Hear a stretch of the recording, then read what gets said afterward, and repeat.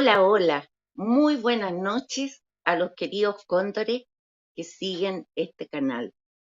Para quienes no me conocen, soy la señora Juanita, vengo del canal CLB Enigma.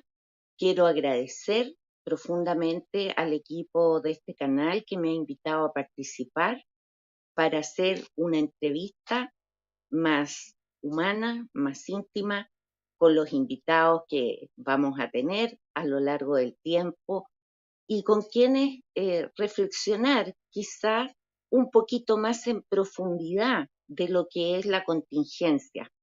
La contingencia política está muy movida en nuestro país, pero ojalá los árboles no nos impidan ver el bosque. Esta noche estoy fascinada porque mi primer invitado es alguien a quien yo sigo hace varios años. Me parece una persona muy interesante, una persona estudiosa, una persona pensante. Disfruto mucho de los análisis que hace sobre las películas, en particular sobre las películas de Kubrick. Y recordando un poco eh, lo que sé de nuestro invitado, me doy cuenta que en lo personal no es mucho lo que sé. Entiendo que vive en Antofagasta y bueno, lo que ya les he contado. A ver si esta noche conocemos un poquito más de él y sobre todo de lo que piensa, de la mirada que tiene acerca de nuestro país. Tengo el gusto, mis queridos eh, seguidores, disculpen si en algún minuto les digo televidentes, pero espero que me entiendan. Aquí ya la maquinaria está un poquito antigua, pero a toda la audiencia les tenemos un invitado de lujo y entonces voy a dejar con ustedes, con nosotros, a mi queridísimo Jorge Zamora.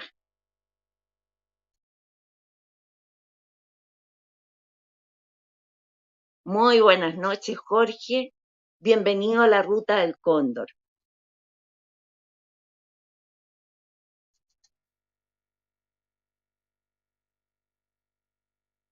Estás muteado. Sí, efectivamente, como estábamos entrando, estaba muteado. Bueno, le quería agradecer la invitación, un gusto estar aquí con usted. Esperemos que esta sea una tertulia interesante para sus televidentes, así que a sus órdenes, para conversar de lo que usted quiera. Ok. Mira, te comento, en el último tiempo yo he estado reflexionando mucho. Hay algunas personas que están hablando de poder instituir la democracia directa en el país y yo me cuestiono harto y me pregunto si este país, que yo siento que todavía está un poco adolescente, si estamos preparados para una democracia directa. Me gustaría que partiéramos por ahí, cuál es tu mirada acerca de la democracia directa y bueno, por ahí vamos profundizando un poco más, ¿te parece? Sí, me parece. Ya, yo creo que lo más importante a establecer para entender este tema de la democracia directa es comprender de que nosotros no vivimos en un régimen de democracia en regla. Nosotros, si analizamos el concepto democracia, demos pueblo y gracia gobierno, nos damos cuenta de que es el ejercicio del poder soberano de la ciudadanía, directamente, sin representantes de por medio. Por lo tanto, esa es la regla base para que se cumpla lo estipulado por una democracia. Si nosotros analizamos todo este sistema de candidatos, divisiones partidistas, partidos políticos, ideologías, rayitas en voto, es una partidocracia. Estamos hablando de un sistema de división ideológica donde hay gente de izquierda, gente de derecha, 60 partidos para un lado, 60 partidos para el otro, la ciudadanía completamente dividida, todos peleando contra todos. Entonces, por lo tanto, no se hace carne ni la soberanía, ni tampoco la democracia. Entonces, cuando nosotros entendemos que el sistema en el que estamos insertos no es democracia, podemos recién empezar a entender qué es la democracia directa o democracia pura, que también le denominan. Entonces, toda vez que entendemos que estamos en un engaño que nos han hecho creer prácticamente bajo el método de neolengua orwelliana, donde cambiaban los conceptos en esa novela, la novela de George Orwell, en donde la esclavitud era, la guerra era la paz, la esclavitud era la libertad, la ignorancia era la fuerza, porque eso hacían en esa novela, colocaban todo al revés. Aquí nos han hecho creer que este sistema de rayitas en votos, partidos, candidatos, campañas es democracia. Y la verdad es que no es democracia, es todo lo contrario. El voto es el ejercicio del secuestro del poder soberano de las personas. De hecho, uno ve, por ejemplo, en las votaciones la gente que va muy contenta a votar y dicen por televisión, de pronto los entrevistan y dicen, no se quede en su casa, vaya y vote porque hay que defender la democracia, y no se dan cuenta que están haciendo todo lo contrario a defender la democracia. Están entregando su poder soberano a un tercero que por regla general lo usa en su contra. Porque cuando nosotros analizamos, por regla general, el cometido de diputados, de senadores, nos damos cuenta de que lo utilizan el poder soberano completamente en contra de todos nosotros. Esa es la razón porque tenemos el mar saqueado, el cobre saqueado, el litio saqueado, las pensiones, el saqueo de bosques, el agua. Y es porque le hemos entregado nuestro poder soberano a sujetos que lo están usando completamente en nuestra contra. Y aquí da lo mismo si son de izquierda, si son de centro, son de derecha, trabajan todos como un gremio, trabajan todos juntos en contra de todos nosotros.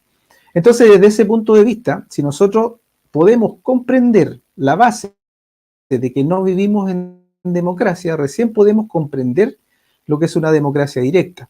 Ahora, tal y como usted decía al principio, no tenemos las condiciones para implementar una democracia directa. En primer lugar, porque la masa está convencida de que vivimos en democracia. Entonces, ¿por qué querrían implementar una democracia si ya estamos en democracia, según el concepto que obviamente les han insertado en la mente? Y entonces, por lo tanto, no es muy complicado hacerlo carne desde ese punto de vista.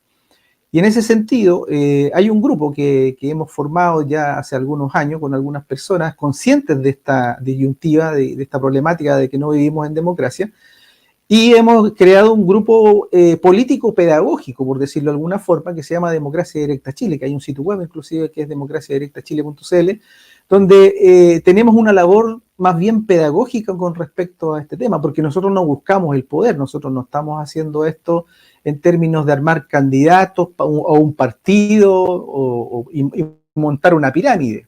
No, la democracia directa es circular y horizontal, es decir, es un tema que se maneja en términos de nivel ciudadano, donde podamos deliberar, donde podamos hacer carne la conversación entre las diferencias para lograr lo mejor posible para el país. Que eso es básicamente lo que debe ser una democracia real. Cuando usted le entrega el voto a un tercero, usted elimina automáticamente la posibilidad de deliberar. La deliberación es muy importante en la democracia porque es la instancia donde usted se siente en una mesa de manera horizontal y circular con otras personas para conversar en el fondo y ponerse de acuerdo para lograr la mejor opción posible, por ejemplo, para llevar los destinos de una ciudad, de una comuna o de un país. Y cuando uno va y hace una rayita en un voto, uno le entrega el poder soberano al tercero y la posibilidad de usted deliberar la pierde. La posibilidad de ejercer su poder soberano usted la pierde. Entonces, por lo tanto, nosotros hemos estado bajo un sistema absolutamente consecuente con el secuestro del poder soberano de la gente, pero a la gente que le han robado su poder soberano, le han convencido de que eso es democracia. Adelante, señora Juan.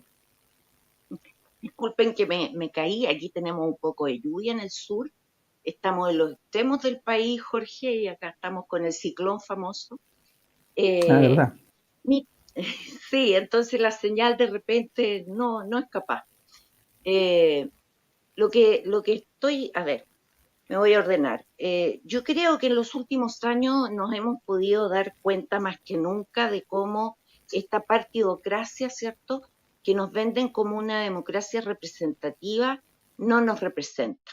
Yo creo que eso ya entre las volteretas que se dan los políticos, entre este movimiento de partidos que se decían, voy a usarlo entre comillas, ¿cierto?, de derecha, pero que se han ido moviendo cada vez más hacia la izquierda progresista. eh, en fin, hay mucha gente que se ha ido desencantando y que siente, ¿cierto?, que su opinión no es tomada en cuenta. Hay una encuesta salida recientemente, que no es esta de las típicas CADEM, no recuerdo el nombre, que señala que alrededor de un 60% de las personas están esperando un candidato que no es la parrilla que nos ofrecen, porque además ahí tenemos ese problema, ¿cierto?, de que nos ofrecen hasta en las encuestas una parrilla que no tiene posibilidad de plantear a otra persona que venga por fuera, los outsiders. ¿Estamos en sintonía con lo que estoy diciendo? Sí, sí, no, totalmente de acuerdo. Ahora, el problema de fondo que nosotros tenemos y que se suele ver por lo general en el reclamo de ese 60%, o yo me atrevería a decir que es más gente todavía, mucho más que ese 60% que está descontenta con el cometido de los partidos políticos y busca, entre comillas, un caudillo, un outsider, como dice usted. Y ahí nosotros lamentablemente cometemos un error de base, que es que de momento que estamos esperando un caudillo o un salvador, es que terminamos nuevamente en la trampa, porque nosotros podríamos, por ejemplo, lograr echar a todos, que se vaya a la izquierda, que se vaya a la derecha, cerrar el CERVEL, anular todos los partidos políticos, eliminar todo. Pero si volvemos a implementar el mismo sistema de pirámide de partidos políticos y de divisiones ideológicas, vamos a terminar tarde o temprano en lo mismo. Entonces, por lo tanto, no es tanto, la problemática no pasa tanto por los corruptos que hoy día nos gobiernan. La problemática pasa porque hay un sistema cuyo ADN facilita la corrupción, que es el sistema de pirámide. Y se lo explico por qué facilita la corrupción. Es muy simple de entender. Cuando usted tiene un sistema piramidal, como los partidos políticos, cualquier institución piramidal sirve para ser corrompida, por si acaso, no solamente esto para los partidos políticos, pasa en un banco, pasa en una religión, pasa, qué sé yo, en una empresa, en una industria, partido político, obviamente, y es muy simple. Imaginémonos que nosotros estamos en un partido político que tiene 20.000 militantes. X, un partido X, no importa si es de izquierda o de derecha, da lo mismo. Tiene 20.000 militantes. Pero en la cúpula hay 5 personas, que son las que dirigen los destinos del partido. Entonces aparecen los sicarios económicos, que son agentes de los dueños del sistema financiero internacional, que son los que realmente gobiernan, porque los políticos son títeres de ellos. Entonces llaman a los 5 de la cúpula y les ofrecen 2 maletines, uno con dinero, fama y poder y otro con una pistola, con una bala a poner en la 100. Elijan. Así se maneja esto. De esta forma. En cambio, en un sistema circular y horizontal de democracia directa no pueden sobornarnos a todos ni ponernos una bala en la cabeza a todos. Sí, ahora la cuestión es cómo se operacionaliza eso desde tu visión, Jorge, porque a mí me Con hace mucho educación. sentido lo que tú... ¿Perdón? Con educación, no hay otra cosa. Por eso es que el movimiento en el que estoy es pedagógico. Porque este movimiento no busca el poder. Nosotros no estamos buscando encumbrarnos y hacer un gobierno, porque eso sería armar otra pirámide. Lo que nosotros estamos buscando es que la gente comprenda que el ejercicio del poder soberano debe ser ejercido por cada uno de nosotros, no por un tercero. Ese es el punto, en el fondo de inflexión en la que estamos tratando de explicar esto. Y desde ese punto de vista nosotros necesitamos mucha educación cívica para poder implementar un sistema de democracia directa, porque mientras tengan convencida a la gente que esta partidocracia es democracia, no vamos a salir jamás del hoyo. Nunca. Así es. Justamente pensaba en eso, ¿cierto? Cuando yo decía que nosotros todavía somos un país adolescente, estaba pensando un poco en esa dirección. Aquí hay que cambiarse el switch para llegar, tendríamos que tomarnos un proceso largo, ¿cierto? Claro. Hasta tener suficiente... Estamos bajo un control mental, bajo un lavado de cerebro, donde nos han convencido que algo que no es democracia, es democracia. Si esa es la madre del cordero en esto. Y hay muchísima, disculpe que la haya interrumpido, pero la verdad es que hay muchísima confusión, engaño y malintención también detrás del concepto, porque, por ejemplo, yo he escuchado al Partido Comunista hablar de democracia directa. He escuchado a Pedro Paul hablar de democracia directa, cuando él mismo dice que él va a ser un dictador con democracia directa. Eso es un oxímoron, es una contradicción. Usted no puede ser dictador en una pirámide controlando el país y al mismo tiempo mantener democracia directa. Eso es una falacia, es un oxímoron, es una mentira de base, de conceptos completamente y diametralmente opuestos. Entonces, por lo tanto, o nosotros implementamos un sistema de pirámide con un sistema de gobierno circular y horizontal, que no es lo que plantea Pedro Paul, porque él dice claramente yo voy a ser dictador, y cuando dice con democracia directa, o no entiende el concepto o engaña a la gente. No hay más posibilidades ahí. Entonces ahí hay que poner ojo con las personas que están ofreciendo democracia directa y en realidad no es así. La candidata Carola Canelo, la abogada también en su momento, decía que había que implementar democracia directa, pero estaba llevándole votos al CERVEL y armando candidatura para llegar al sillón presidencial. Entonces también ahí había una contradicción. A ver, para ponerlo en simple, yo creo que tanto Carola como Pedro lo que están planteando, me imagino, por democracia directa, ¿cierto? Es que pasados ciertos lapsos de tiempo, un poco lo que hacen en Suiza, poner a consideración de la ciudadanía ciertos temas y hacer una votación, efectivamente. Y en general, yo diría que eso es un poco el concepto que los ciudadanos de a pie tenemos por democracia directa. Tú estás Claro, y ese planteando es una un error. cosa. La democracia directa no tiene que ver con votaciones. No Ujú. tiene que ver. Y mire, y se lo voy a explicar, le voy a explicar por qué. Si usted es dueña de una empresa de buses y necesita contratar a un chofer para un bus de 100 pasajeros, ¿usted elegiría al chofer de ese bus por votación política, de sistema político? No, Es decir, la gente hace campaña y entonces por lo tanto a lo mejor gana el que metió más dinero en la campaña o el más simpático, el que sonríe mejor, el más guapo, la más guapa. ¿Usted elegiría al chofer permitiría que se eligiera el chofer del bus de esa forma? no, No, de no, ninguna no. manera. Bueno, nosotros hacemos eso en la democracia representativa, hacemos exactamente ese disparate. Entonces, en la democracia directa no hay votaciones, lo que hay es meritocracia. Es Ujú, decir, las personas que llegan a los cargos, que no son autoridades políticas, sino servidores públicos, llegan ahí no por votos, sino que por currículum. Esa es la gran ujú. diferencia. Ok, ok. Sin embargo, estaba pensando, ¿no? Cuando tú planteas esta democracia circular y horizontal, aparte de requerir mucha información las personas, cuestión que hoy por hoy se nos dificulta, ¿cierto? Porque la lucha por la vida nos lleva mucho tiempo, no nos da tiempo de informarnos bien, de profundizar, de reflexionar. eh, Eso, como el ciudadano común, digamos, tiene ese problema. Pero además se suma otro tema que desde mi perspectiva, eh, tal vez un poco por mi propia deformación profesional, yo tiendo a pensar que si se estableciera por comunidades, ¿cierto?, territoriales o de otro tipo, esta lógica circular y horizontal, inevitablemente, Jorge, van a surgir liderazgos, porque hay personas que son más activas, que son más opinantes, y hay otras personas que son más introvertidas, por decirlo de alguna manera, ¿cierto? Que hablan menos o que tienen menos información.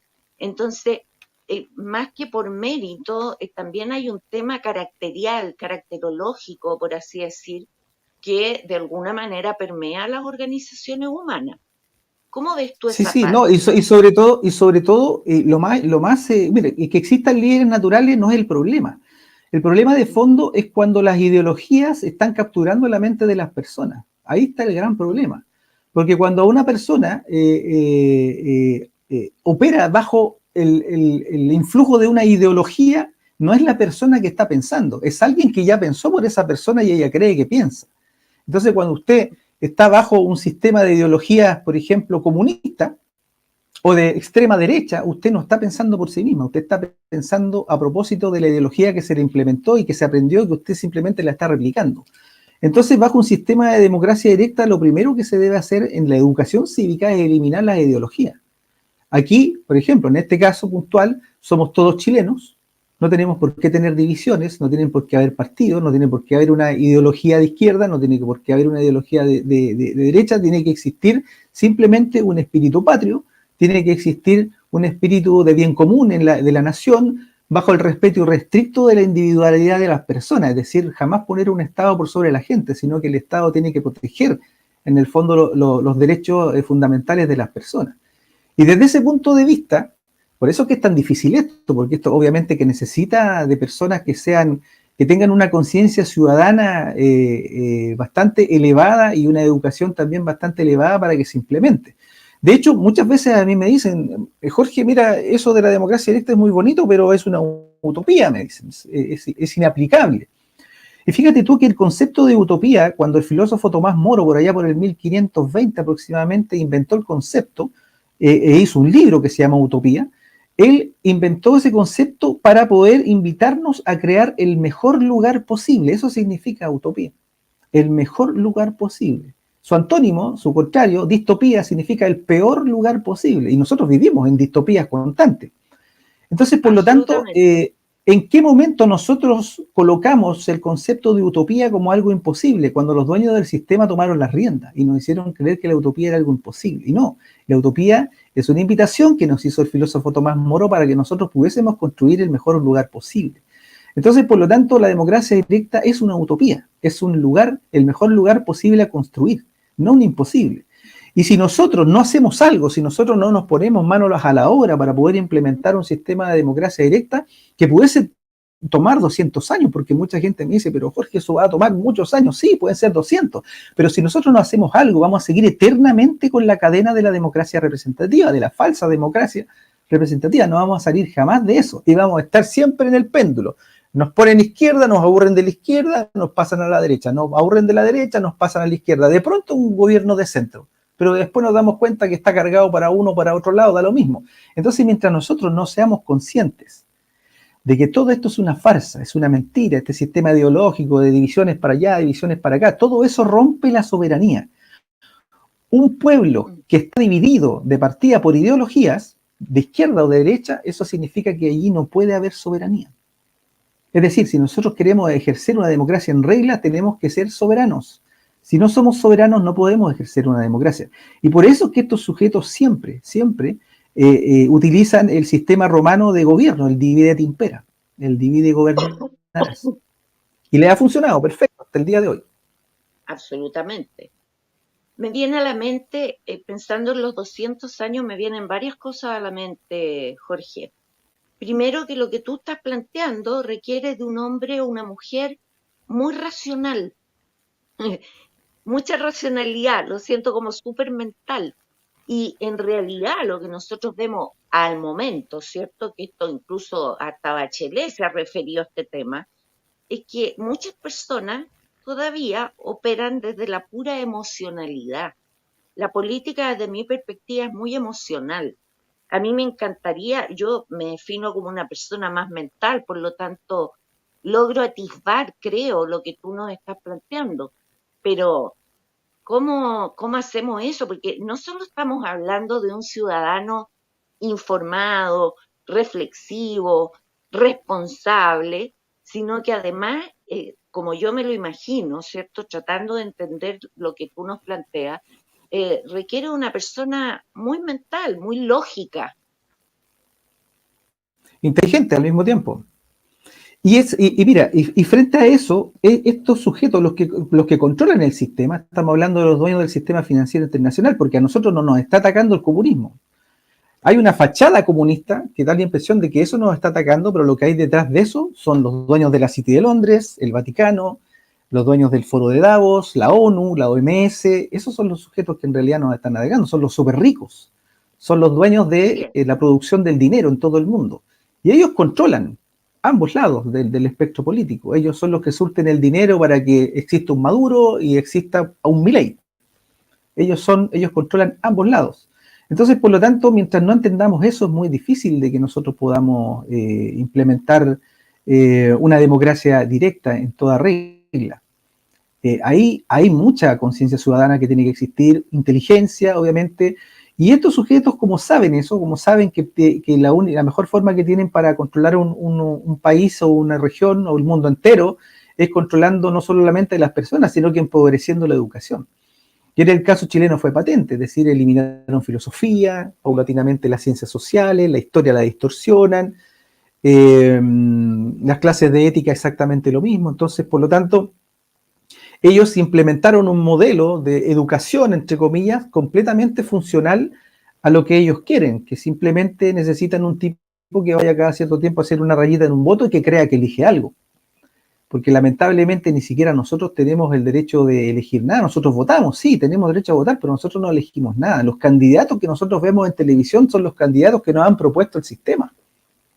Entonces ellos nos ofrecen un abanico de candidatos, desde la izquierda hasta la derecha, y no importa cuál salga, ellos tienen decidido quién sale desde antes. Recuerda tú que Gabriel Boric, por ejemplo, no tenía los votos para entrar a participar. Le faltaban 20.000 firmas y estaba faltando cerca de una semana y de pronto el CERVEL, no sé de dónde, claves únicas, miles y miles de claves únicas y el tipo entró a competir.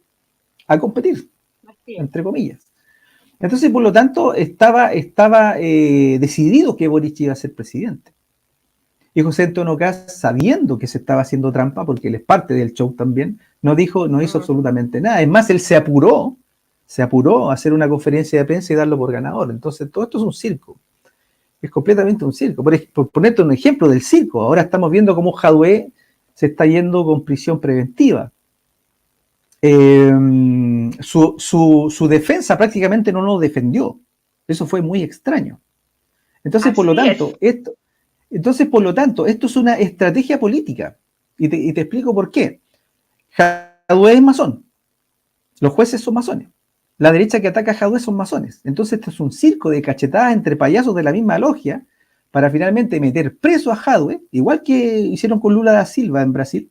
Se fue preso, lo condenaron, qué sé yo, el tipo salió y se convirtió en un mártir. Víctima de la derecha, de la vil derecha. Pero trabajan todos juntos. Entonces, por lo tanto, yo por lo menos aquí estoy viendo una campaña política detrás de esto. Es decir, si Jadwe va preso, el tipo se va a convertir en una víctima de los poderes fácticos que controlan Chile, que son los mismos, exactamente los mismos que controlan el sector donde está él. De hecho, no sé si tú te fijaste, pero el candidato que debió haber salido era Jadwe. Así No es. Boric. Claro. ¿Se fija? Ya él lo hace en un lado este momento, para claro, meter a este títere. Pero él que sigue la carrera. seguramente más manejable, ¿no? Absolutamente. Porque el tipo tiene una condición mental que lo hace más manejable. En cambio Jadwe tiene un pequeño problema para el sistema, que el tipo es palestino. Y nosotros sabemos lo que hay detrás del tema palestino, el tema del sionismo, el tema de Israel y todo eso. Entonces, también por no correr el riesgo de que se le salga un presidente, entre comillas, díscolo, con respecto a las políticas sionistas internacionales, prefirieron colocar un títere 100% manejable. Pero aquí da lo mismo. Si hubiesen puesto a Kast, estaríamos exactamente igual.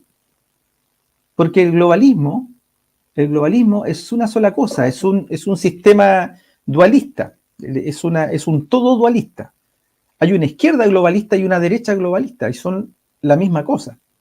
Por ponerte un ejemplo, nosotros vemos al diputado Johannes Kaiser, que de pronto dice cosas muy sensatas y cosas muy patriotas, pero siempre atacando a la izquierda globalista. Pero cuando la derecha globalista nos roba el cobre, el mar, el agua, la salud, la educación, las pensiones, saquea bosques, no dice nada, mira para el lado. Es decir, él ataca al globalismo que le conviene, pero al otro globalismo que representa su sector, él no hace absolutamente nada. Sí, visto desde esta óptica es clarísimo lo que estás planteando, ¿no? Claro. No Mire, tengo cómo retrucar. Mire, son cerca de 100.000 millones de dólares anuales que nos roban en recursos mineros. Y eso es gracias al modelo implementado con la llegada de Milton Friedman en el año 75 y mejorado por la concertación desde 1990 a la fecha. Y son 100.000 millones de dólares. Estamos hablando de una cantidad estratosférica de dinero. Es decir, que el Milico Gate, el Paco Gate, todos esos robos son robos hormiga comparados con esto. Y ahí están. Yo no veo a comunistas encadenándose en el Congreso reclamando por el robo de saqueos mineros. Yo no veo a los patriotas de la derecha encadenándose también por lo mismo. No veo a ningún patriota, entre comillas, diciendo, ahí está el artículo 19, numeral 24 de la Constitución que defiende nuestros recursos mineros. Nadie lo defiende. El único senador en Chile, en su momento, que defendió esto fue Jorge Lavandero. Algo por ahí también dijo cuando era diputado en la primera etapa, el Gaspar Rivas, pero de ahí nadie más. Así es. Y estamos hablando de una cantidad que doblaría, o sea, es una cantidad similar a lo que es nuestro gasto anual. Bueno, no hablando de la deuda externa, que por ahí podemos tocar ese punto también, pero es un presupuesto nacional anual. Un presupuesto y medio anual, aproximadamente. Es mucha plata, es demasiado dinero.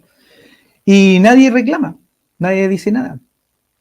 Y con eso nosotros tendríamos dinero de sobra para eliminar la pobreza en Chile. Podríamos... La otra vez yo saqué una cuenta con respecto al saqueo megaminero y una familia que si nosotros hiciéramos carne en lo que dice la Constitución, que los recursos mineros nos pertenecen, y esas ganancias fueran repartidas entre todos los chilenos una vez al año, le tocaría más o menos en promedio a una familia de 4 personas un cheque por 22 millones de pesos. Así Si es. se hiciera realidad esto. Ahora, ojo, yo varias veces yo he contado esto en algunos programas, me dicen, pero eso que dice Zamora es comunista. Eso es comunista, o sea, el cobre de todos los chilenos son comunistas. No, no, no, eso no es comunismo, eso es, yo estoy abogando por la propiedad privada de todos los chilenos. Eso Así no es es. comunismo. El comunismo hace que quede todo ese recurso minero en manos de un solo partido. Eso es comunismo. Claro. Eso es comunismo. Y yo no estoy hablando de que quede todo en manos de un partido totalitario, estoy hablando de que quede en manos de los efectivos dueños que somos los chilenos. Así es.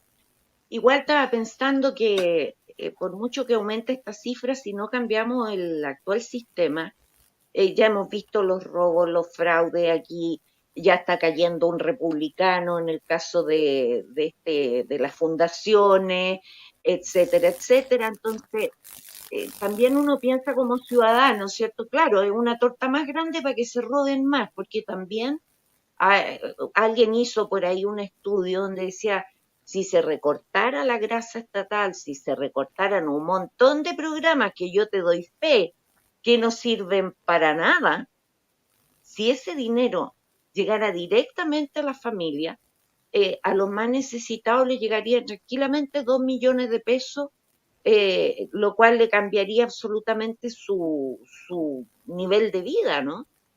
Entonces, Exactamente.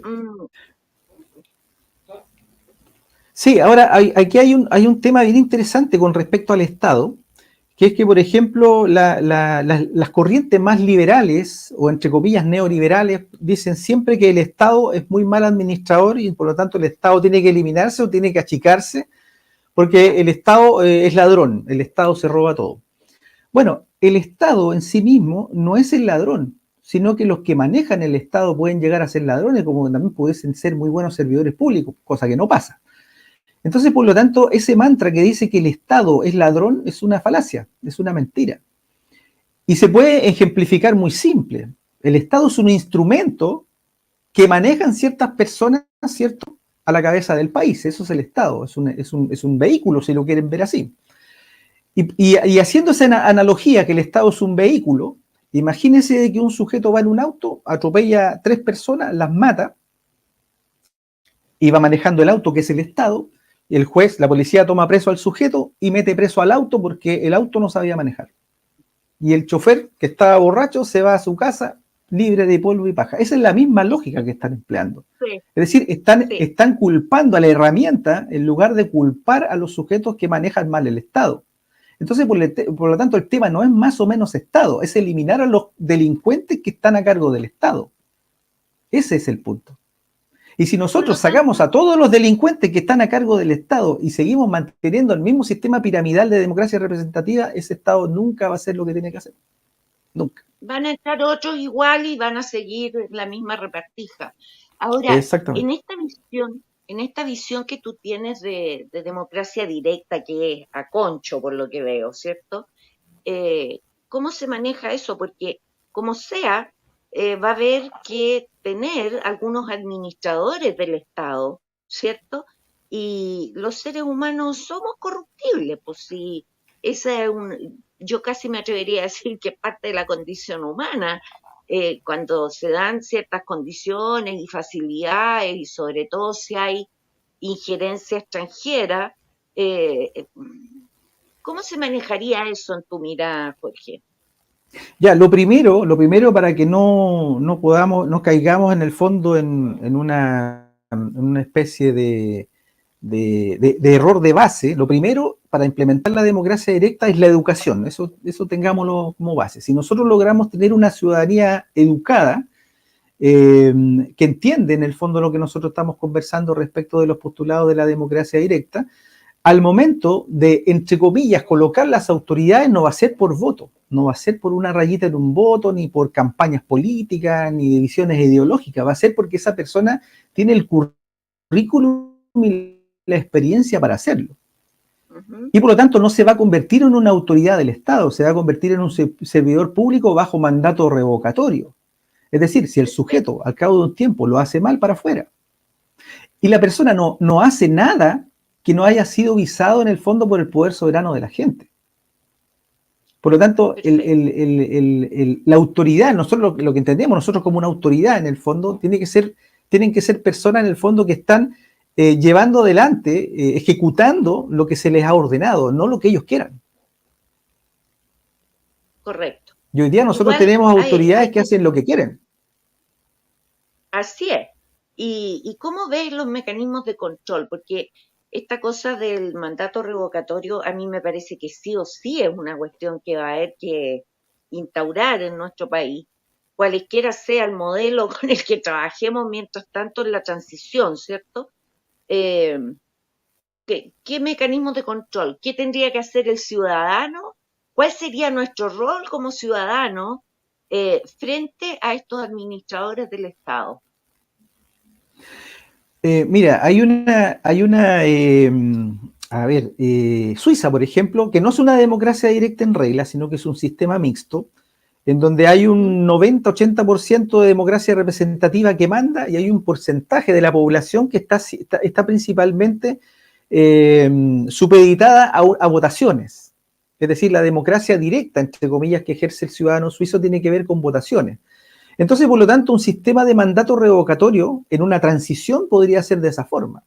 Es decir, si hay un alcalde que está haciéndolo mal y o gran parte de la población se está dando cuenta que lo está haciendo mal, se va a una votación, que sería, Ok, su resultado sería el ejercicio del mandato revocatorio, en este caso removerlo. ok. Yo justamente El te iba a problema, mira, preguntar, el problema que tenemos ahí es que para poder implementar un sistema de mandato revocatorio, los mismos sujetos que están en el fondo controlando el poder no lo van a permitir. De hecho, hay un dicho que dice, pon a los lobos a hacer las leyes y comer ovejas no va a ser delito. claro, o gana el que cuenta los votos. Eso lo decía Stalin. Stalin Sí, decía eso. Bueno, ojo con Stalin, porque era muy astuto. Stalin, él decía que en la Unión Soviética había democracia. Él defendía eso, que el sistema de Soviet, todo eso era democracia. Mentira, eso no era mentira. Pero él, para atacar la democracia, que tampoco es democracia en Occidente, él decía eso. En Occidente, la pobre gente de Occidente solo tiene que saber que hubo una elección. Al final no ganan los que sacan más votos, ganan los que los cuentan. Y tenía razón. así es. Porque nosotros estamos bajo un sistema donde tenemos derecho a votar, pero no elegir.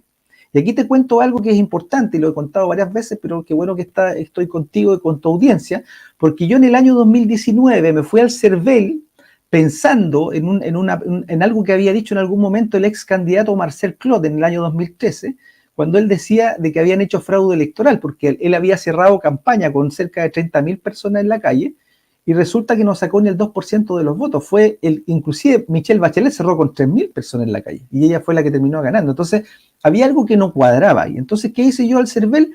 Les pedí por ley de transparencia que me entregaran la información de los procesos presidenciales 2013 y 2017. Sistema analógico, cómo funciona, sistema electrónico, cómo se hace el conteo de votos, quién está detrás del control del fraude, es decir, para que no nos hagan trampas.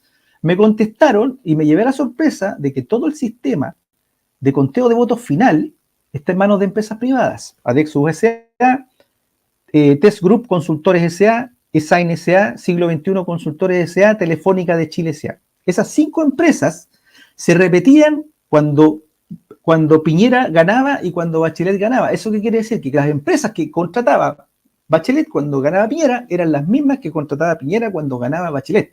Es decir, tenían todo arreglado, completamente arreglado. Y aquí viene lo peor. ¿Quién hacía el control del fraude? ¿Quién evitaba que nos hicieran trampas? Las mismas empresas privadas que ellos contrataban. Flop, flop. Entonces, por lo No,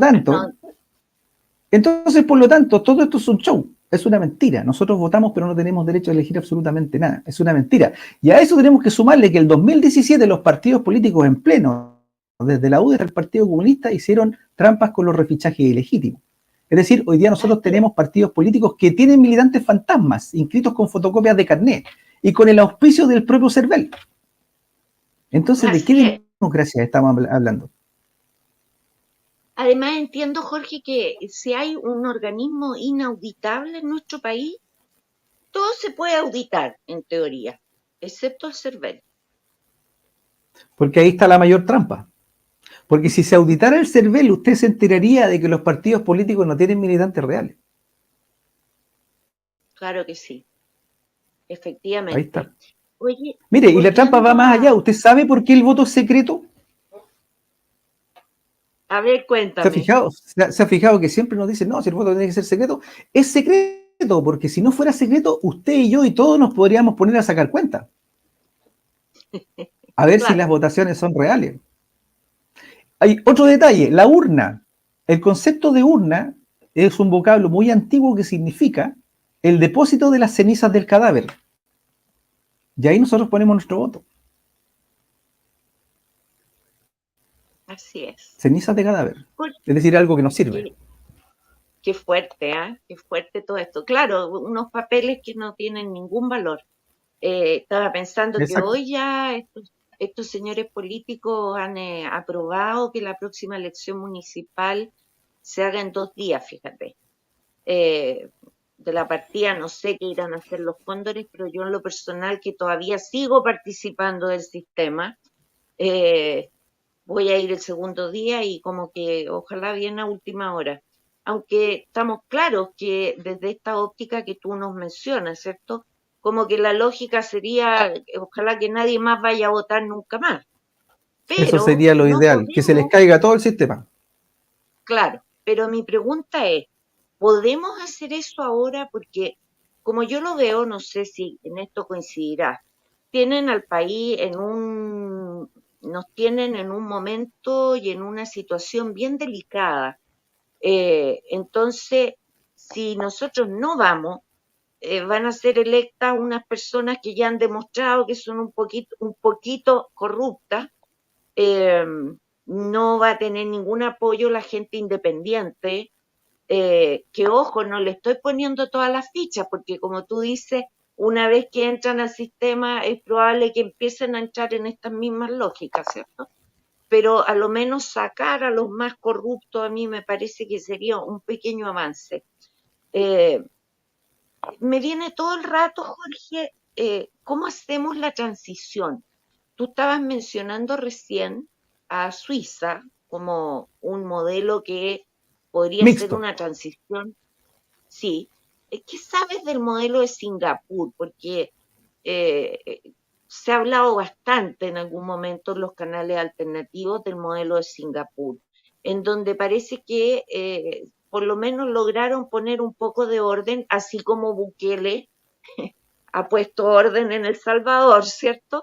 Eh, yo no sé, yo a esta altura ya no le pongo ficha ni a Bukele ni a Milei, ¿qué te puedo decir? Pero a lo menos pareciera que su población está contenta. ¿Qué piensas de Singapur y su modelo? Ya, a ver, Singapur era un país muy pobre y en el año 1959 aparece un partido, unos personajes detrás de un partido que es un partido, eh, digámoslo, de corte dictatorial, cargado hacia el capitalismo de libre mercado, en donde ellos implementan una democracia, entre comillas, a su imagen y semejanza. Pero no es una democracia en realidad en toda regla, porque ahí es muy difícil entrar a llevarle la contra a ese partido. De hecho, hay 10 partidos políticos, solamente 10 partidos políticos en Singapur, pero hay uno que manda, hay uno que siempre manda y que como controla todo el aparato estatal, inclusive las votaciones, obviamente ellos son los que terminan ganando. Es algo muy parecido a lo que se hace aquí en Chile con el CERVEL.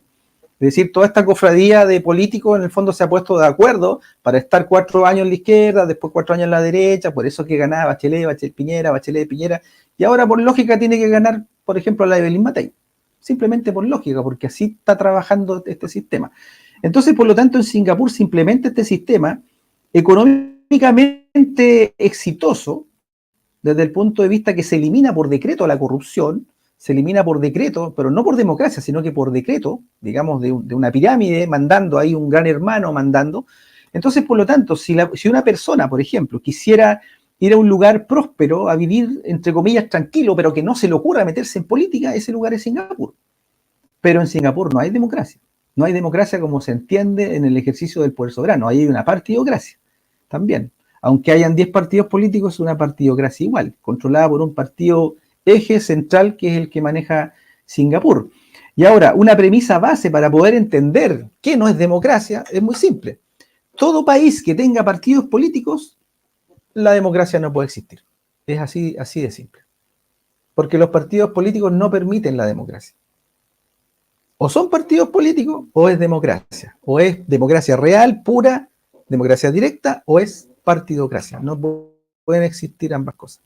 Bueno, en Suiza coexisten, pero esa democracia directa, entre comillas, de los suizos es muy sui generis, porque tiene ciertos mecanismos. Por poner un ejemplo, en Suiza aparece la Cámara de Diputados y hacen una ley que no les gustó a los suizos. Entonces un ciudadano suizo cualquiera puede ir y juntar 100.000 firmas y revocar esa ley. Eso se podría decir que es en parte lo que pueden hacer los suizos desde democracia directa, pero ellos entrar a deliberar, entrar a manejar el país, eso no les está permitido. Es la partidocracia la que maneja ahí el sistema. Yo no sé, pero a ver, yo soy bastante pragmática. A mí me gusta mucho lo que tú planteas y me parece que sería súper interesante que a lo largo de las próximas generaciones empezáramos a apuntar en la dirección que tú estás planteando. Sin embargo, pienso también, no puedo evitar pensar, ¿qué hacemos mientras tanto en estos 200 años? Porque desde mi mirada, a lo mejor yo soy un poco pesimista aquí, me pregunto, ¿aguanta Chile 200 años más en la situación en que estamos? Sobre todo cuando estamos viendo que estos poderes grandes, ¿cierto? Los que están más arriba, se les ha despertado un apetito tremendo por Latinoamérica y en particular por la parte sur del cono latinoamericano. ¿Qué Sí, piensas de esto, José? sí, mira, ahí hay un tema que no es que se les haya despertado el apetito ahora, esto es parte de un plan que viene desde hace bastante tiempo. Los dueños del mundo, no Estados Unidos, sino que los que controlan Estados Unidos, los que controlan Israel, Inglaterra, Rusia, China, son todos los mismos.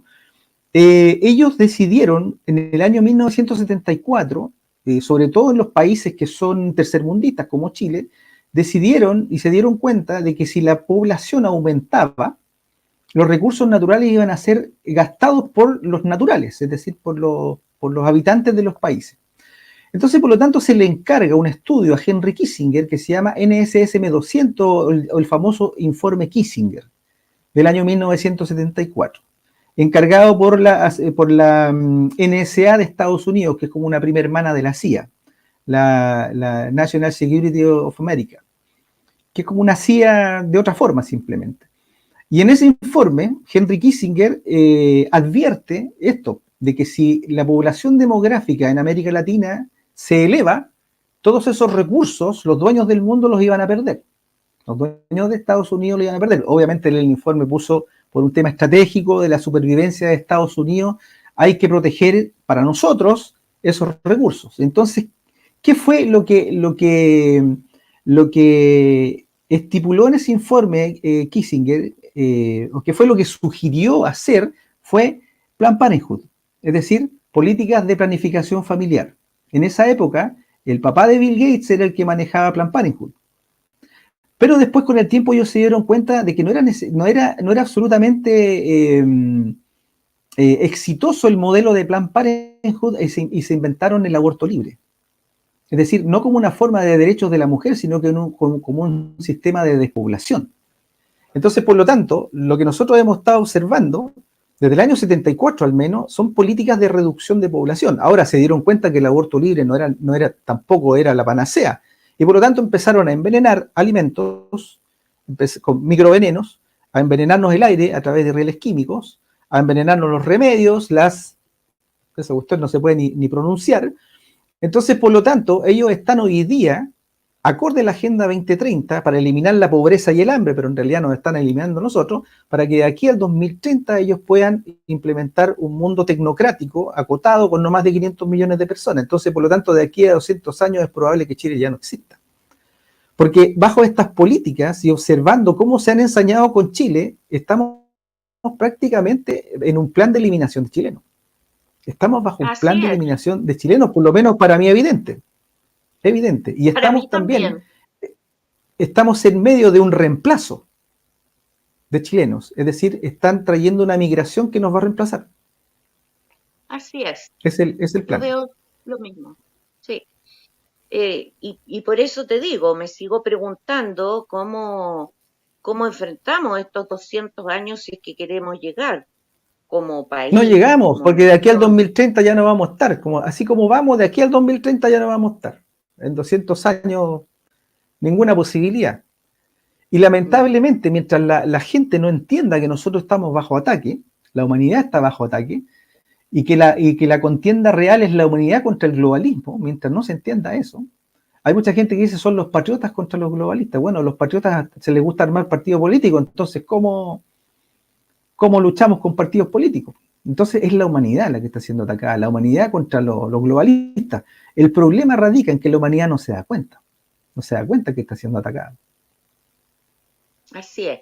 El tema es que tampoco podemos imponer nuestras propias reglas, porque si eso fuera así sería sencillo. Ahora, hablando de eso, me gustaría tu opinión sobre qué pasa que después de los 30 años, los 30 pesos, toda la inflación que hemos tenido, los impuestos que están desesperados por subirnos, el alza de las bencinas, la carestía, etcétera.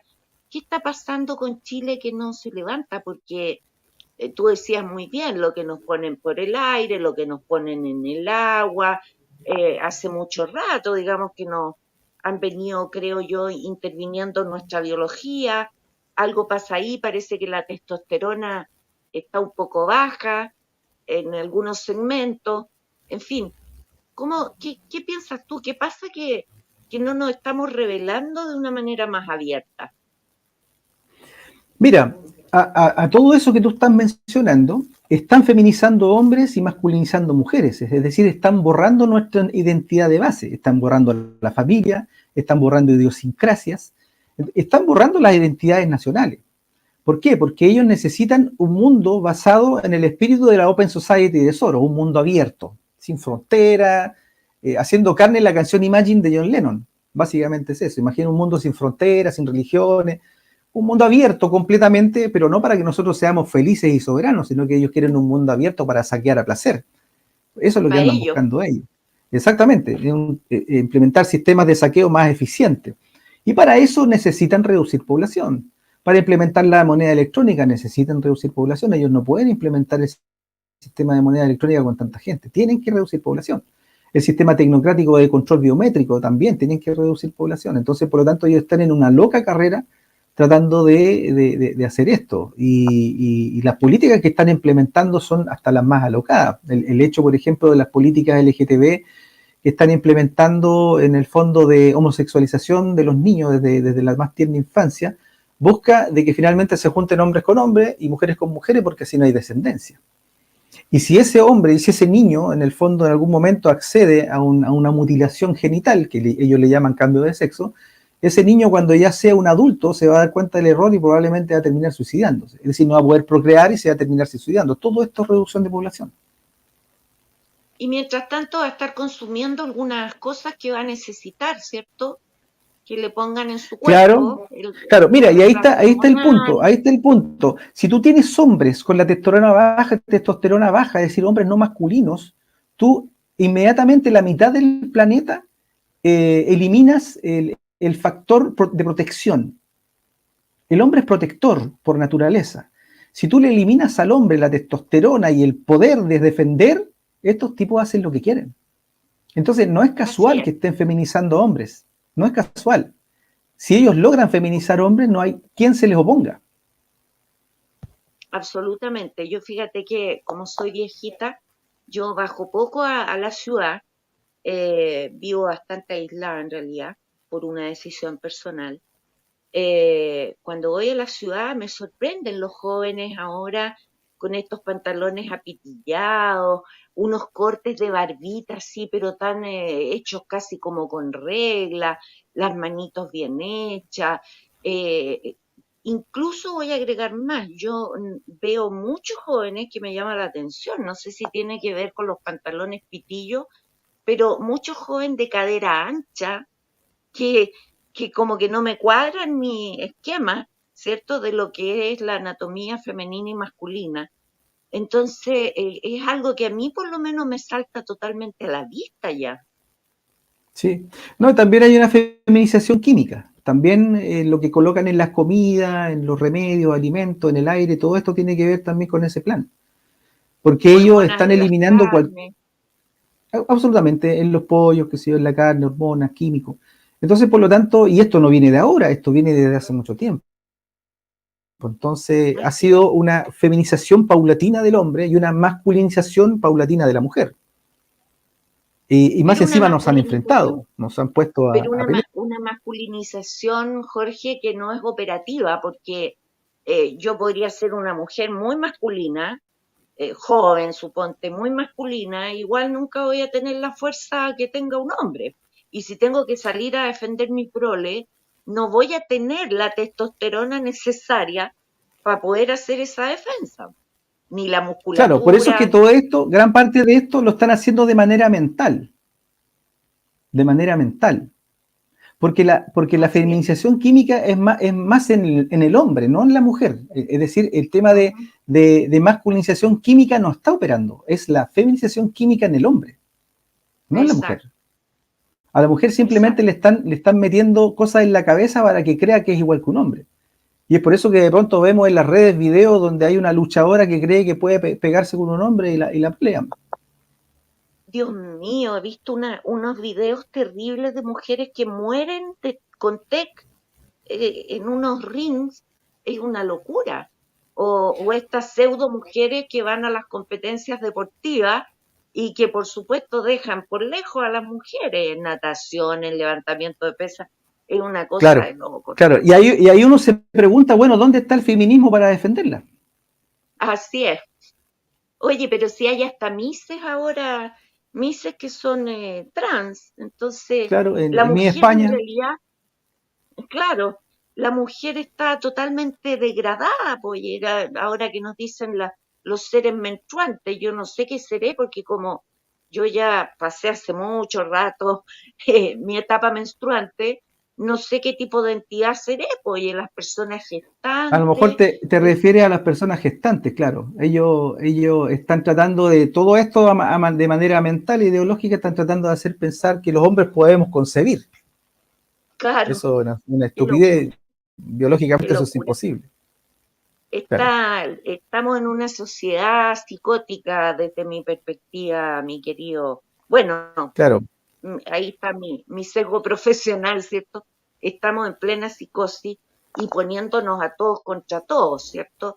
Estas minorías Divide que impera. incluso, claro, y estas minorías que generan unas paradojas espantosas porque de repente entre ellos mismos, entre estas minorías entran sus discursos en colisión. Entonces tú dices, se volvió loco todo el mundo.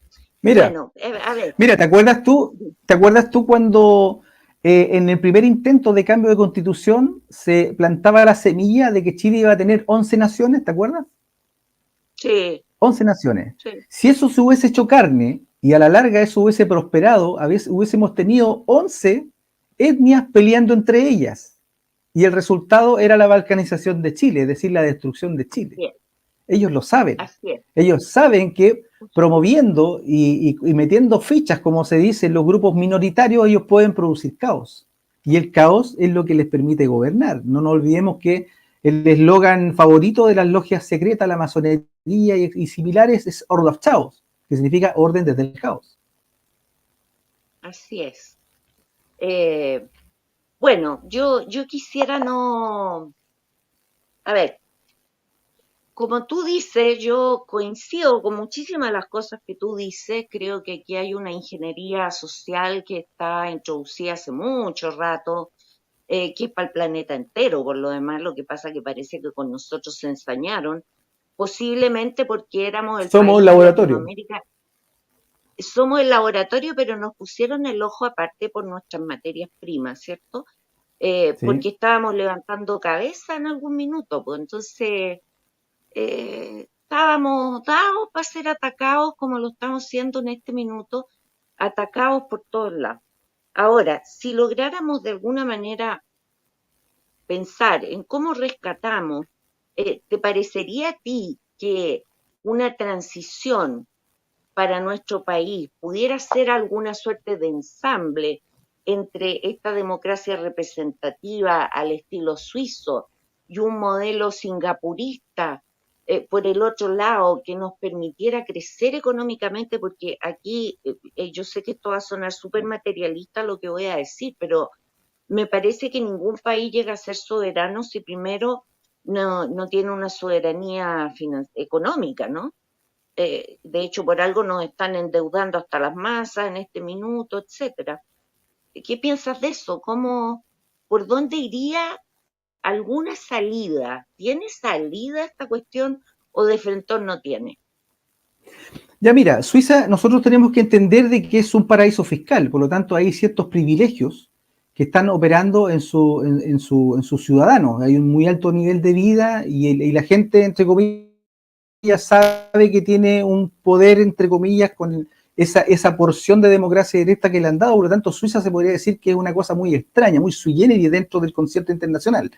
Por otro lado, Singapur, si bien es cierto, tienen un modelo exitoso económico, ahí no existe la democracia, porque hay un partido que controla absolutamente todo, inclusive ya hay informes de derechos humanos en el fondo donde ellos evidencian de que ahí no se está ejerciendo una verdadera democracia, se está persiguiendo a disidentes, a prensa, a cualquiera que les lleve la contra en el fondo. Pero, insisto, hay obviamente un modelo económico exitoso, como te decía al principio, si tú quieres irte a un lugar donde no te interese meterte en política, bueno, es el mejor lugar, se podría decir, que es Singapur.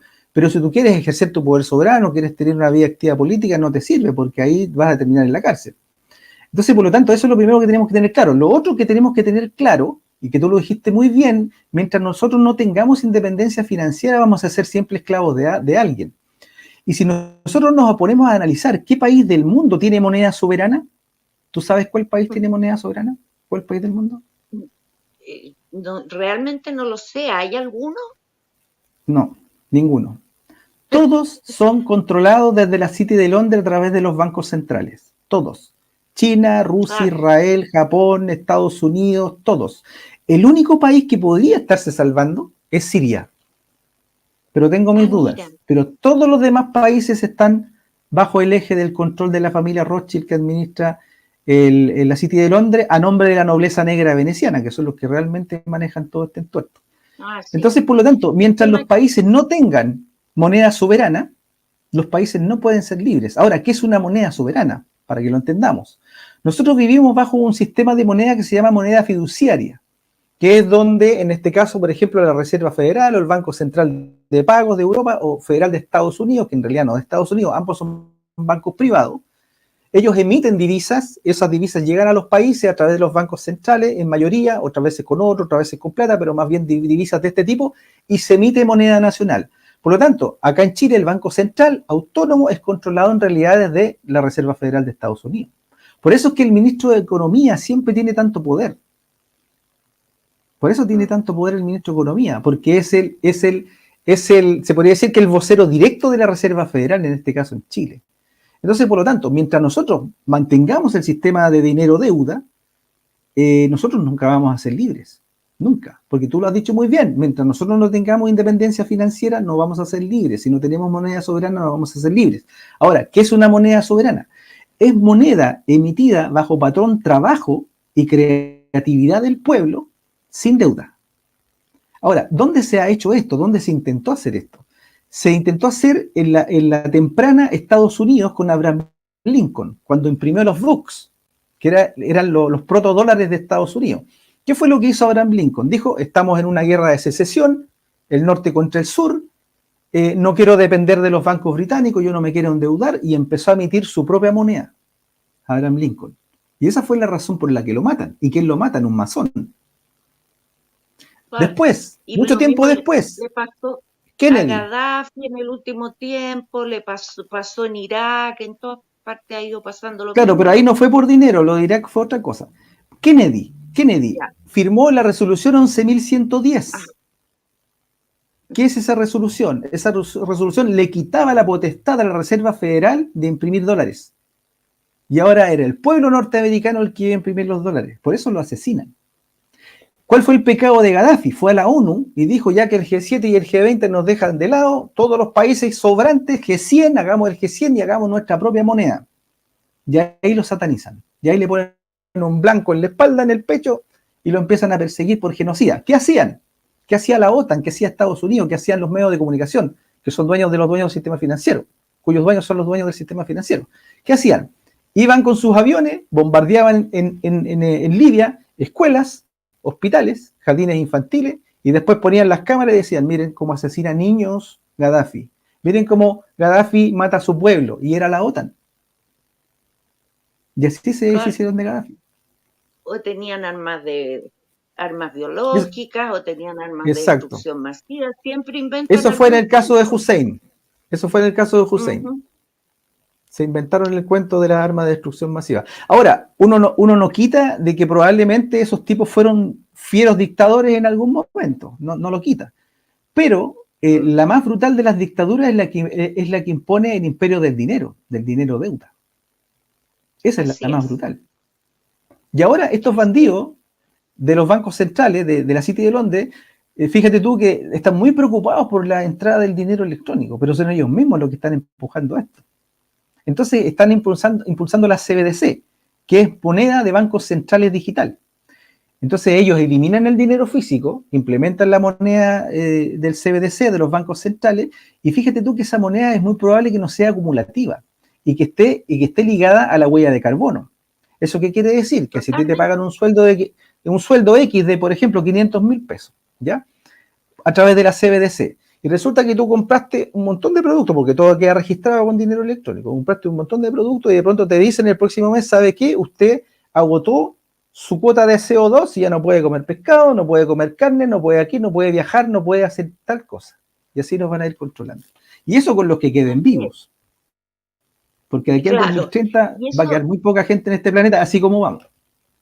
exacto. Y aunque todavía no entra la CBDC, yo en el otro canal con los televidentes he comentado lo que ha sido mi experiencia con un banco acá que ya están introduciendo hace mucho rato ese cuento y te ponen, cuando te mandan el estado de cuenta, te dicen su huella de carbono fue y esto vale tanto y si quiere hacer una donación voluntaria, eso hace rato que está metido en un banco, por lo menos en el banco en que yo todavía estoy.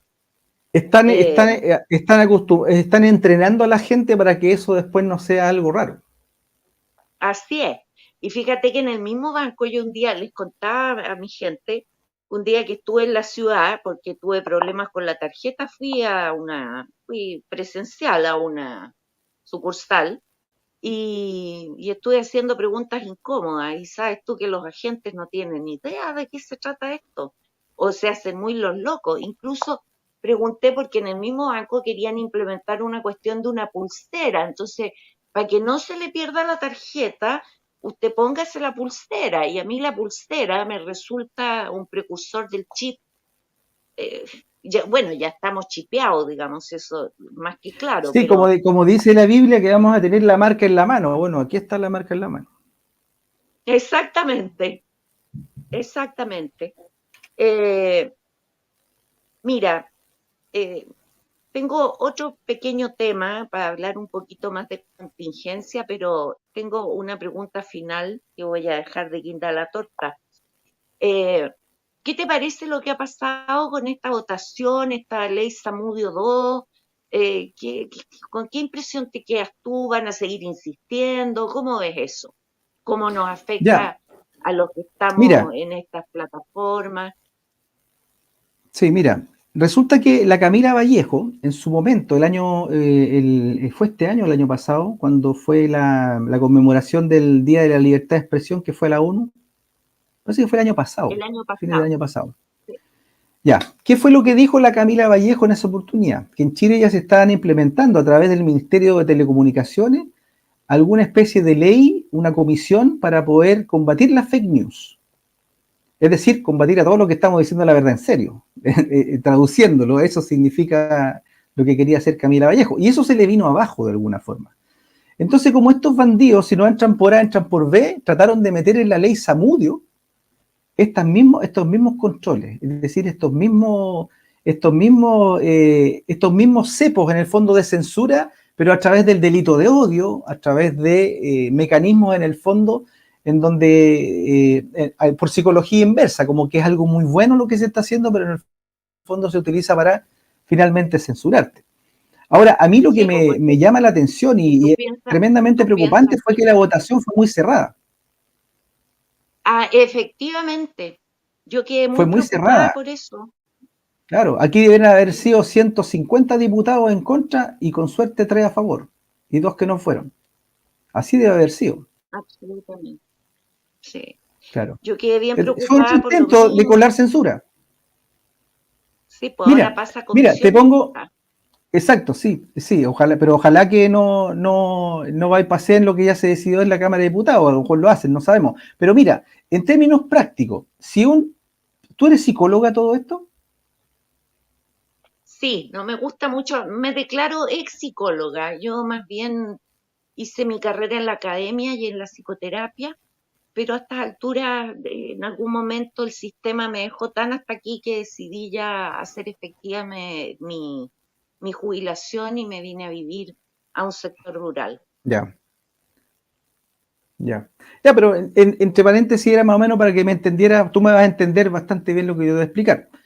En la ley Zamudio, las modificaciones que se pretendían hacer era, por ejemplo, que tú recibías un pariente, o sea, un paciente adolescente con evidente disforia de género, según tu perspectiva profesional, y tú le haces el tratamiento, el chico se mejora, asume su género, su sexo, digamos, biológico, todo bien, y de pronto alguien dice, la señora Juanita cometió un delito de odio porque no permitió que él se asumiera como tal con un sexo que no le correspondía. Y con esa modificación tú te ibas presa. Es Así decir, por es, hacer tu trabajo te ibas presa. claro. Es otra cuestión que me preocupa y que también la podemos aplicar a esto que anunció Boric, ¿cierto? De que va a impulsar una ley de aborto y de eutanasia que ya sabemos va en sintonía con la agenda, pero Reducción esto de de que no se, población. claro, esto de que no se respete la libertad de conciencia del profesional a mí me parece un extremo, te lo prometo que sí, porque esta famosa disforia de género es una cuestión biológica por la que pasan bastantes adolescentes, particularmente se da más en hombres, pero que si tú no la intervienes, si tú no le haces esta terapia afirmativa que llaman ellos, porque para poner nombres bonitos son maravillosos, suele eh, cursar, ¿cierto? Suele evolucionar y solucionarse, remite, digamos, de manera espontánea. Claro, exactamente. Y ellos quieren evitar eso porque ellos necesitan la homosexualización, porque es parte de su agenda. ¿Sí? Y que queden dependientes de los químicos para sostener ese cambio. Es tremendo esto, Jorge. Mi querido Jorge, la guinda a la torta. A ver, te comento, yo llegué a estos temas desde una búsqueda espiritual y desde ahí me fue imposible no conectarme con la geopolítica. Y una vez que me conecté con una mirada más global, ¿cierto?, de lo que ocurre con la humanidad, por esos azares de la vida y también por algunas elecciones que hice, fui bajando a la política nacional, ¿ya? Em, ¿Tú crees que finalmente la salida a toda esta trampa, porque esto es como un laberinto, ¿cierto? Como tú decías, si no entran por un lado, entran por el otro y siempre nos tienen atrapados. Mi sensación es que siempre nos tienen contra la espada y la pared, escogiendo entre lo menos malo. Eh, ¿Cuál es la salida finalmente? ¿Es una salida espiritual, mi querido Jorge? Claro, si nosotros empezamos a analizar finalmente lo que es la política, es una entelequia de carácter mundano, es decir, parte del mundo físico, parte del mundo material, mental, temporal en el que estamos todos nosotros. Entonces, por lo tanto, si nosotros queremos trascender en el fondo, liberarnos de manera consciente de esto, tenemos que, lo primero que tenemos que hacer es vencer tres cosas que lo decía Buda muy bien, son los miedos, los deseos y los apegos. Es decir, la única forma que tenemos de liberarnos en el fondo del mundo material es venciendo esos tres demonios, el miedo, el deseo y el apego. Y ni siquiera la política cabe allí, es decir, ni siquiera los postulados económicos o culturales, sino que son tres cosas que son muy personales. Entonces, por lo tanto, de manera individual, la única forma de trascender es venciendo esas tres cosas y yéndonos en el fondo del plano material. Por lo tanto, aquí entramos ya en un terreno metafísico, entramos en un terreno espiritual, que obviamente está mucho más allá que de la ilusión en la que estamos metidos. Ahora, ¿por qué le digo ilusión? Porque siempre he planteado de que nosotros estamos en un mundo, como decía el físico Michio Kaku, el físico norteamericano, estamos en un mundo no muy diferente de nuestro videojuego favorito. Así es. Mi querido Jorge, como dije al inicio, yo te sigo hace tiempo. Tengo alguna idea de en qué dirección tú piensas en esta línea. Yo por mi parte también dentro de mis búsquedas he derivado creo, una línea similar. Hay cuestiones que siento que lamentablemente no toda la población está preparada para escuchar. Hemos estado bajo unos sistemas de control mental desde el año 1. Las religiones han sido parte de eso desde mi perspectiva. Y aquí tendríamos tanto para conversar, pero sigo casi con la pregunta inicial. ¿Estaremos maduros como para empezar a tocar estos temas? Yo aquí soy bien cuidadosa, yo soy muy respetuosa de la gente que tiene creencias más ortodoxas, por así decir. De alguna manera creo que van a tener que aferrarse a esas creencias porque se nos vienen tiempos muy eh, complejos. Creo también que es un privilegio vivir este cambio de era. Para mí es un cambio de era. Eh, Creo que de alguna forma este sistema tan maquiavélico en que estamos metidos nos ayuda a algunos a ir despertando cuando vamos viendo, ¿cierto? Que como le dijeron a Neo, despierta, eres un esclavo. Creo que ese es un buen punto de partida para empezar a investigar, ¿cierto? ¿Quiénes somos? ¿De dónde venimos y para dónde vamos? Las clásicas preguntas. Yo en ese sentido tengo que agradecerle al sistema porque me ayudó a despertar, a sacarme algunos velitos que tenía puestos en los ojos. Aquí podríamos estar horas conversando de esto y como Sí, digo, mira, dime. Mira, qué bueno que tocaste el tema de la película Matrix. Mira, yo creo que nosotros estamos en un sistema de engaño ilusorio tan bien armado que nosotros podemos llegar a un momento de nuestra vida y decir, me desperté, me di cuenta de todos los engaños, por lo tanto ya no me engañan más. Pero la verdad es que nosotros estamos en un sistema de matrioshkas o de cajas chinas, una dentro de otra, y claro, despertamos de una realidad, pero en realidad estamos metidos en otro engaño, después nos damos cuenta y hay otro engaño, y así sucesivamente. Fíjate tú que si tú analizas de fondo la película Matrix, nosotros por lo general interpretamos que Neo era un salvador, era un tipo que peleaba contra los arcontes, en ese caso las máquinas, en la película, los gobernadores, los demonios, ¿cierto? Pero encarnados en máquinas en la película Matrix. Y claro, era la esperanza, el sujeto era quien nos tenía que salvar. Pero si tú analizas, hilas fino, cuando Neo muere en Matrix Revolutions, en la tercera, cuando Neo muere, quien revive a Neo son las máquinas para pelear contra el señor Smith, que era el que realmente quería destruir todo. Todo el sistema era Smith el que quería destruirlo, no Neo. Entonces reviven a Neo, es decir, levantan un salvador. Recuerda tú que las máquinas lo conectan y está en posición de cruz y el tipo revive, entra en la Matrix, pelea contra Smith y lo vence. Por lo tanto, quien salvó el sistema de las máquinas fue Neo. claro, Neo salvó. Y vino la sexta humanidad, que es la sexta cárcel. Nadie claro. despertó, todos seguían atrapados. Por lo tanto, cuando Morfeo, que ojo, Morfeo era el dios del sueño, el dios de la Sí, pues, ilusión. No te puede sí, despertar pues, el dios del sueño te duerme. ¿Qué hace Morfeo? Le ofrece la píldora roja y la azul. Tomas la azul, despiertas en tu cama, como que nada ha pasado, tomas la roja y te muestro que tan profundo es el agujero del conejo. En alusión a la novela Alicia el País de las Maravillas, es decir, en una fantasía, la píldora roja lo metía en una fantasía donde él era un superhéroe. Y así fue. claro, Entonces, por lo tanto, así fue. Matrix no se trata de despertar, se trata de qué tan dormidos estamos todos. Así es, así es. Hay un video cortito que yo se los recomiendo mucho, mis queridos cóndores, que se llama Los 8 velos de la Matrix. Es cortito y es bien interesante. Hay distintas versiones si lo buscan con paciencia. Y ahí nos va mostrando precisamente esta cosa de la matriosca que hablas tú, ¿no? Nos sacamos el primer velo y nos enfrentamos a esto. Nos sacamos el segundo velo y nos enfrentamos a esto.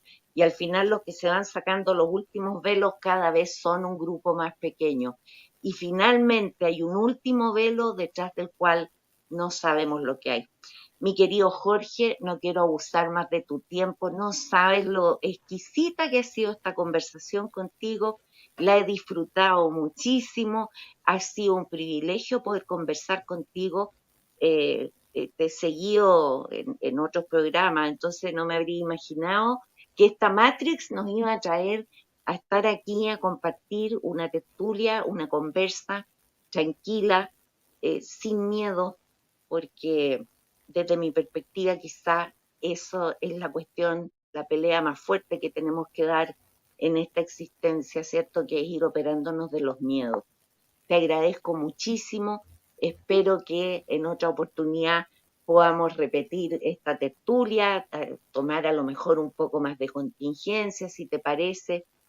Como te digo, entrar al tema de la espiritualidad a mí me da un poquito de susto, yo no quisiera pisarle el poncho a nadie porque sacarse los velos tiene un tiempo, tiene un proceso y es individual.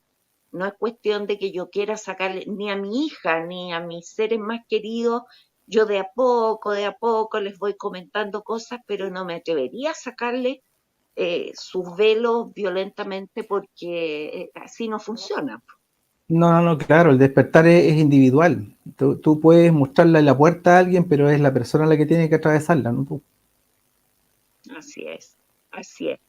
Bueno, agradecerte muchísimo que hayas estado aquí conmigo inaugurando este nuevo espacio en la Ruta del Cóndor. Espero más adelante nos volvamos a encontrar. Te De deseo todas maneras, mucho éxito, te deseo mucho éxito en lo que estás y que el gran espíritu que mora en ti siga morando en ti para tu bien. No sé muy bien cómo decir esto, pero supongo que me estás entendiendo. lo entiendo perfectamente. Bueno, por mi parte, agradecer la invitación. Cuando quieras en el futuro lejano, cercano, como tú quieras, nos ponemos de acuerdo y lo hacemos como lo hicimos entre ayer y hoy día. Si nos pusimos de acuerdo súper rápido, vimos los temas y estuvimos acá. Así que también me sentí sumamente cómodo, también agradecido por estar aquí contigo.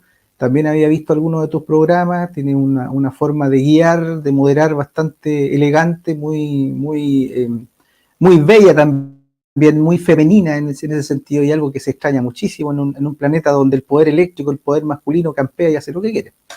Así es que eso se agradece y cuando quieras, nos vemos en otra oportunidad. Muchas gracias. Que estés muy bien y a mis queridos cóndores, un abrazo grande, que estén muy bien. Espero que haya sido un aporte. Tener a Jorge no es cualquier cosa. Así es que si te gustó, danos tu like y como siempre digo, comenta, pregunta en la cosita de los comentarios para ir anotando, ¿cierto? Para una próxima oportunidad, una nueva conversación con Jorge y comparte. Se les quiere mucho. Chao, chao.